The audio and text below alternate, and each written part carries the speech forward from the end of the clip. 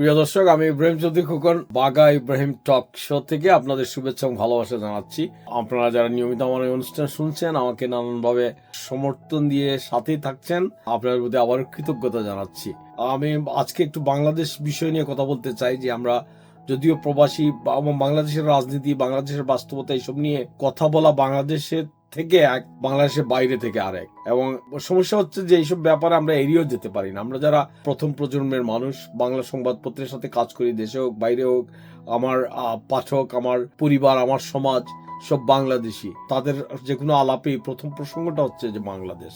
আমরা যতই কেউ ব্রিটিশ হয়েছি, কেউ আমেরিকান হয়েছি, কেউ অস্ট্রেলিয়ান হয়েছি, কিন্তু আমরা বাংলাদেশকে ভুলতে পারি না। বাংলাদেশের কল্যাণ ও কল্যাণ এইসব নিয়েই আমাদের কথা ঘুরপাক খেতে হয়। পশ্চিমা সমাজে আমরা জানি যে কোনো নাগরিক আয়োজনে, পারিবারিক আয়োজনে রাজনীতি, ধর্ম এইসব নিয়ে কথা বলা হয় না, কিন্তু আমাদের বাস্তবতাটা ভিন্ন। আমাদের প্রথমেই জানতে হয় যে আমাদের রাজনীতির কি অবস্থা, আমাদের ধর্ম রাজনীতি এইসব বাদ দিয়ে বাংলাদেশিদের কোনো আলাপই জমে না। আমরা যতই পালিয়ে বা এড়িয়ে থাকতে চাইবেন, এটা থেকে এড়িয়ে থাকার কোনো সুযোগও নাই। এখন বাংলাদেশে কি হচ্ছে, কারোর সাথে কথা বললেই জানতে চান যে কি হচ্ছে, এখন কি হচ্ছে, এটার একটা জবাব কি হচ্ছে ওটা পত্রপত্রিকায় দেখা যায়, জানা যায়। আজকালকার সামাজিক যোগাযোগ মাধ্যমে মানে নানানমুখী আলাপ, এইসব আলাপের তো কোনো শেষ নাই। কেউ ভালো আলাপ করছেন, কেউ মন্দ আলাপ করছেন, এবং প্রতিটা আলাপ ভয়াবহ। বাংলাদেশ নিয়ে খুব যে পজিটিভ, খুব ইতিবাচক আলাপ এটা নাই এখন আর। একদম সর্বশেষ আজকের যে বিষয়টা, যে প্রধান উপদেষ্টা বলেছেন যে জাতীয় নির্বাচন এবং গণভোট একদিনে হবে। একই সাথে আমরা দেখেছি যে আওয়ামী লীগের লকডাউন, দেশের বিভিন্ন জায়গায় ভাঙচুর, কি হবে বাংলাদেশে, কি হচ্ছে বাংলাদেশে, এইসব নিয়ে নানান মুখে আলোচনা। এবং এই আলোচনা আমি আগেই শুরুতেই বলেছি যে আমরা যারা বাইরে থাকি খুব সহজেই যে কোনো বিষয়ে সমালোচনা করতে পারবো। আবার যারা বাংলাদেশের থেকে কথা বলছেন তারা কি মুক্তভাবে কথা বলতে পারতেছে না? আমি মনে করি না। তাদেরকে হয়তো কেউ গলা চিপে ধরতেছে না, কিন্তু তাকে অনেক হিসাব করেই কথা বলতে হয়। তো এটার মধ্য দিয়ে এবং আমরা বাংলাদেশের এই যে কথা বলার ধরন, কেউ আর আজকাল কারোর প্রতি শ্রদ্ধা রেখে কথা বলতেছেন না। কেউ যদি বলেন প্রধান উপদেষ্টা ডক্টর ইউনূস কিছুটা হলেও ভালো কাজ করতেছেন, আরেকজন এটা পত্র পাঠে এটা বলবেন যে সুদখোর ইউনূস সাহেব। কেউ যদি বলেন শেখ হাসিনা অনেক খারাপ কাজ করেছেন, কিন্তু তার সময় কিছুটা ভালো কাজ হয়েছে, সাথে সাথে আপনি ভারতীয় দালাল হয়ে যাবেন। আপনি যদি বলেন যে বাংলাদেশের ইতিহাসে বিএনপি উল্লেখযোগ্য ভালো কাজ করেছে, একাধিকবার নির্বাচিত হয়েছেন খালেদা জিয়া, তখনই আপনাকে আরেকভাবে ট্যাগ দেওয়া হবে যে বিএনপির দালাল এবং বিএনপি এখন চাঁদাবাজিতে জড়িত। হ্যাঁ, চাঁদাবাজিও করেছে, বিএনপি ভালো কাজ করেছে। একইভাবে জামাতে ইসলামের বিরুদ্ধে কথাবার্তার শেষ নাই। এখন জামাতে ইসলাম গত 50 বছর তাদের বিরুদ্ধে যে নেগেটিভ, হঠাৎ করে তারা জামাতে ইসলাম ভালো হয়ে গেছে। এখন এই জামাতে ইসলাম সব ভালো হয়ে গেছে, এগুলো সব আমাদের মানুষ যারা জামাতে ইসলাম করেন, সবাই এই আমাদের দেশেই রাজনীতি করেছেন। এদের আয় উন্নতি, এদের রুটি রুজি, এদের ব্যবসা বাণিজ্য সব আমাদের জানা। এখন এগুলা তো বলে লাভ নাই। এখন বাস্তবতাটা হচ্ছে যে কি আমরা কি বাংলাদেশের কোন দিকে যাচ্ছে, বাংলাদেশে কি এই গণভোট এবং নির্বাচনের মধ্য দিয়ে এই গণভোটের যে বাস্তবতা, আমি সাধারণ মানুষের সাথে কথা বলার চেষ্টা করি আমরা এখান থেকে। প্রথম হচ্ছে যে আমরা যারা বাইরে থাকি দুইভাবে খবর নেওয়ার চেষ্টা করছি, সংবাদ মাধ্যম বা যারা রাজনীতি সচেতন এইসব নিয়ে কথাবার্তা বলেন তাদের সাথে একটা যোগাযোগ। কিন্তু তাদের সাথে যোগাযোগ করে আমরা যেটা জানি, এটার বাইরে আরেকটা জানা আমাদের হয় যে আমরা যখন একদম গ্রামে যোগাযোগ করি, আজকাল ফোন টোন করা হয়, তো গ্রামের মানুষ কিন্তু খুবই বিভ্রান্ত। সাধারণ মানুষ এরা কিন্তু দল টল করে না। এত হয়তো হ্যাঁ, আওয়ামী লীগ আসলে একবার জয় বাংলা বলে, আর একবার বাংলাদেশ জিন্দাবাদ বলে, কিন্তু এই সমস্ত মানুষ দলের প্রতি খুব ডায়ার। এরা দেশে, সাধারণ একটা দেশে নিশ্চয়তা চায়, নিরাপত্তা চায়, কিন্তু এই বাস্তবতাটা এখন খুবই ঘোলাটে। এখন আমরা জানি যে আওয়ামী লীগের হাজার হাজার মানুষ পালিয়ে এসেছে। এখনো গ্রাম অঞ্চলে আওয়ামী লীগের লোকজন খুব একটা বাইরে না, কিন্তু এরা কতদিন বাইরে থাকবে?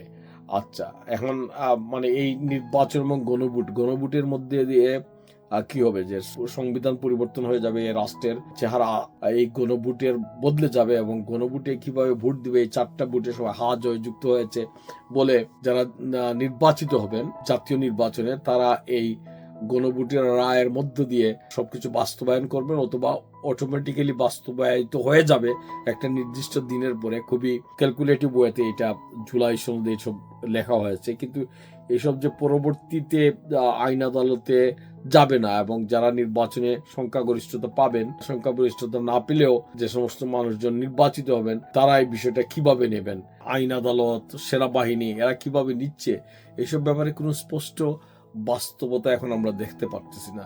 তো বাংলাদেশের মানে নিয়তিটাই আমাদের খারাপ। আমরা বারবার ঘুরে দাঁড়ানোর চেষ্টা করেছি। এখন তো আর পাকিস্তানিরা আমাদের মানে না, এখন ভারতীয়রাও আমাদের মানে না। আমরা নিজেরাই নিজেদের মারি, নিজেদের হাতেই নিজেদের মানুষ বারবার প্রাণ হারাচ্ছে। আমাদের হাতে আমাদের পুলিশ মারা যাচ্ছে, পুলিশের হাতে আমাদের আন্দোলনকারী ছাত্র মারা যাচ্ছে, শ্রমিক মারা যাচ্ছে। এই সমস্ত মানুষের আকাঙ্ক্ষাটা কি? যারা মারা গেছে তাদের একটাই আকাঙ্ক্ষা ছিল যে আমি আমার স্বাধীন দেশটায় আমার নিজের মতো করে বসবাস করব, আমার একটা ন্যূনতম অধিকার সেটা থাকবে, আমার গণতান্ত্রিক অধিকার থাকবে। এখন আমি মনে করি যে আমার এটা সোজা সরল কথা যে আমরা অনেক তো দেখেছি, এবং আমি নিজেও রাজনৈতিক একজন কর্মী। কারো দেশপ্রেম নিয়ে আমি প্রশ্ন করতে চাই না, সবাই নিজের মতো করে দেশটাকে ভালোবাসে।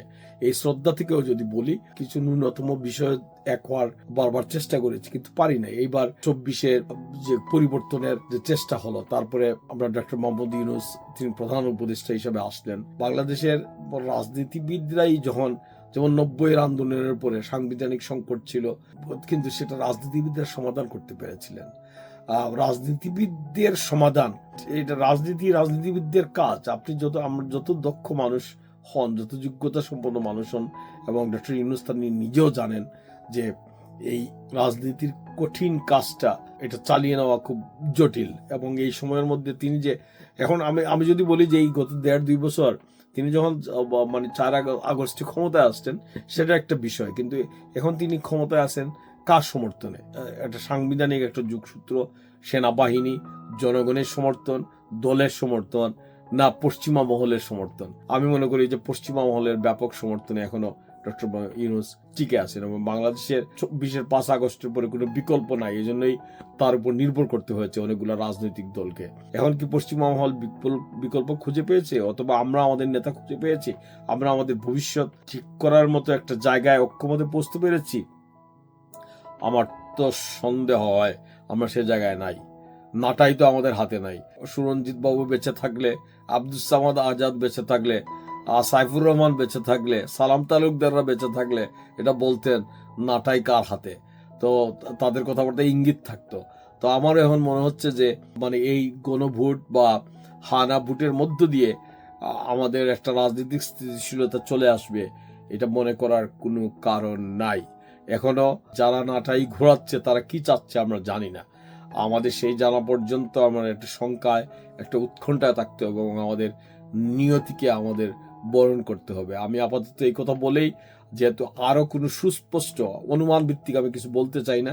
অনেকের কাছেই অনেক তথ্য থাকে, অনেক তথ্য আবার বানিয়েও নেওয়া যায়। এই সমস্ত জিনিসে আমি না গিয়ে শুধু মানে বাংলাদেশের মানুষের আকাঙ্ক্ষার কথা বলতে চাই। এই আকাঙ্ক্ষাটা কেমন করে এই দেশটা একটা ঐক্যমত্যের বিধিতে আমরা এক হয়ে যে একটা স্বাধীন দেশ, আমরা আমাদের নিজেদের মতো চলতে পারবো, আমরা অন্তত নিজেরা হানাহানি করব না, একটা গণতান্ত্রিক অগ্রযাত্রার পথে আমাদের একটা যাত্রা শুরু হবে। আমি সেই দিনটাকে খুব নিকটে দেখছি না। আশাবাদ অনেকে বলেন, কিন্তু নিরাশার দোলাচলে আমাদের বারবার হাবুডুবু খেতে হয়। বাংলাদেশের মানুষ এখন নিজেদের ভাই ভাই আর কত মারামারি করবে? আমরা এই অবস্থার অবসান চাই। এই অবসান কিভাবে হবে? আগামী কয়েক মাসে, কয়েক বছরে কি এটা একটা অন্য রূপে যাবে? বাংলাদেশ কি তার চরিত্র পাল্টে ফেলবে? বাংলাদেশ হিসাবে যে ইতিমধ্যে গত 50-54 বছরের পরিক্রমা যে বাংলাদেশ সারা পৃথিবীতে পরিচিত হয়ে উঠেছে, সেই পরিচিতিটাও কি বদলে যাবে? আমরা কিছুই জানি না। আমি জানি না রাষ্ট্রচিন্তা এখন যারা আছেন তারা কি করতেছেন, যারা ক্ষমতায় যাবেন তারা কি করবেন। তবে আমরা সাধারণ মানুষ হিসাবে প্রত্যাশা করব আমাদের নিয়ে আর যেন ছিনিমিনি খেলা না হয়। অনেক তো হয়েছে, এবার ক্ষমা দেন। পৃথিবীর বহু দেশ 100 বছর থেকে লড়াই করেও তাদের লড়াই শেষ করতে পারে নাই। আমরা যেন সেই লড়াইয়ের এই গব্বরে যেন নিজেরা আবার হারিয়ে না যাই। সবাই ভালো থাকবেন। আমি ইব্রাহিম চৌধুরী খোকন, আবারও বাঘা ইব্রাহিম টক থেকে আপনাদের শুভেচ্ছা ভালোবাসা জানিয়ে আজকের কথাবার্তা শেষ করছি। আগামীতে এইসব ব্যাপারে আরো বিস্তারিত বলবো। এই গুছালো বক্তব্যের সাথেই থাকবেন। আমরা সাধারণ মানুষের কথা বলার চেষ্টা করব, এবং আপনারা সাবস্ক্রাইব করে সাথেই থাকবেন। আমরা এইসব গল্পে আলাপে আমরা আমাদের নিজেদের খুব ভালোবাসা, আশার কথা, নিরাশার কথা শেয়ার করব। সবাই ভালো থাকবেন, আনন্দে থাকবেন। Subscribe now and press the bell icon. Never miss an update.